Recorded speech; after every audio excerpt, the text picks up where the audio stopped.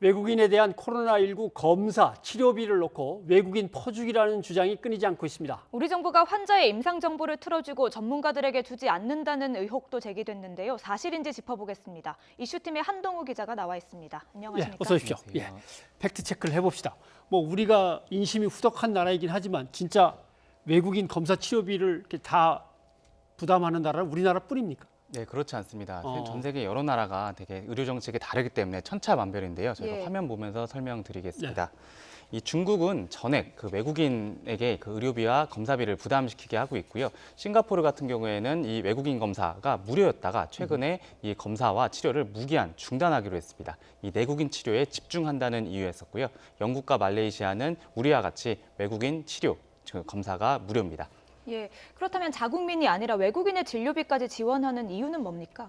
네, 그 외국인이 우리나라 국내 지역사회에 이 바이러스를 전파시킬 수 있기 때문인데요. 예를 들어서 국내에 있는 외국인이 이 코로나19의 확진 판정을 받았으면은 그 외국인 주변에 있는 내국인과 외국인한테 감염을 시킬 수 있겠죠. 그렇죠. 그럼 그 사람에게 치료를 해야 되는 건데 이 치료를 할 때 돈을 받게 되면은 대다수의 외국인은 그렇지 않겠지만은 일부 외국인의 경우에는 이 돈을 내기 싫거나 내지 못하는 환경에서 숨을 수 있습니다. 그러면 국내 방역 체계에 구멍이 뚫리게 되는 셈이고요. 그렇기 때문에 2015년 메르스 사태 때 우리나라 정부가 이 외국인도 지원을 할 수 있게끔 근거 조항을 만들었었고요. 이는 그 전 세계 190여 개 나라의 구성력이 있는 세계 보건기구 규칙이기도 합니다. 정은경 본부장의 말 들어보겠습니다. 유증상자, 특히 확진 환자가 지역사회에 노출되지 않게 검역 단계에서 확진 환자를 찾기 위한 그런 검역의 일환으로 진행이 되고 있습니다.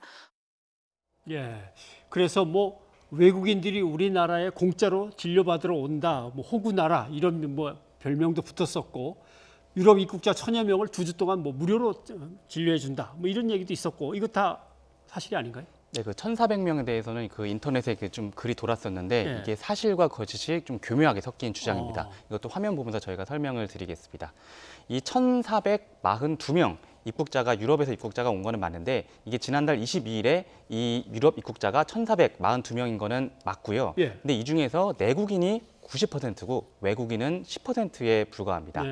그리고 이 2주간 호텔 등지에 격리했다는 것도 이 2주가 아니라 하루에서 이틀 정도입니다. 그래서 호텔이나 시설에서 이런 사람들이 입소를 하는데 진료비나 이런 것들을 썼다라는 주장들이 이렇게 돌고 있는데 사실 이게 일부 거짓, 일부 사실이 이게 뒤섞여서 이 외국인 혐오를 좀 부추기는 주장인 거죠.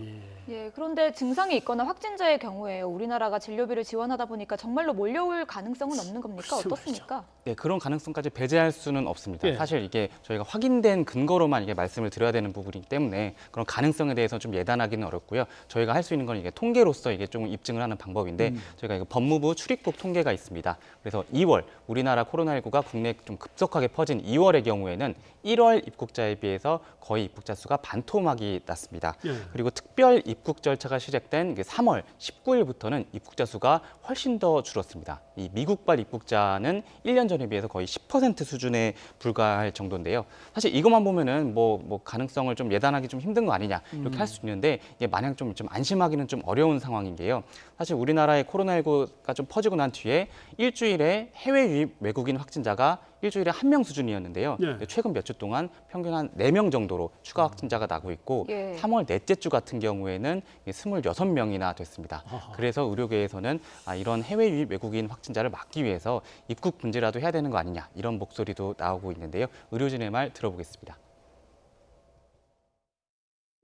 그러니까 방역 차원에서 보면은 어떻게든 환자를 적게 유지하는 게 맞으니까 외국에서 온 분들이 우리한테 이센셜한 사람들이면 필요하겠지만은 그렇지 않으면 막는 게 원칙적으로 제일 바람직하죠. 그리고 또 나오는 얘기가 정부가 확진자들의 임상 정보를 틀어쥐고 의사들한테 안 준다, 이런 얘기가 나오는데 이건 또 왜 그런가요? 네, 이것도 보수 유튜버를 중심으로 퍼지는 주장인데요. 그 의혹을 제기한 영상부터 한번 보겠습니다. 지금 이 정권이요, 임상 정보를 공유를 안 해요. 임상 정보를 정부가 틀어지고 전문가들한테도 알리질 않습니다. 네, 이런 주장이 나오고 있는데요. 쉽게 말해 이게 안 주는 게 아니라 자료가 없어서 못 주는 겁니다. 사실 우리나라 지금 갖고 있는 임상정보 자체가 별로 없다는 건데요. 예. 사실 지금 그 임상정보는 병원마다 좀 기록하는 시스템이 아니고 그리고 시스템이 좀 다르고 그리고 의무적으로 기록하는 게 아닙니다. 예. 그래서 특히 저희가 대구, 경북 지역에서 이제 코로나 확진자가 급증을 했는데 예. 이 정부의 설명은 이 치료와 검사를 하는 것도 벅찬데 이 임상 정보를 병원에 기록을 해라 이렇게 요구하기는 조금 현실적으로 좀 어려웠다라고 예. 설명을 하고 있고요. 사실 임상 정보를 보려면은 이 감염병을 다루는 의사라면은 중앙 임상위원회에 스스로 들어가서 이 정보를 청구할 수 있습니다. 예, 알겠습니다. 뭐 이런저런 제대로 체크되지 않거나 확인되지 않은 또는 고의적으로 뭔가 퍼뜨리는 것 같은 이런 소문과 소식들이 많군요. 그때그때 체크를 좀 해봐야겠습니다. 한 기자 수고하셨습니다.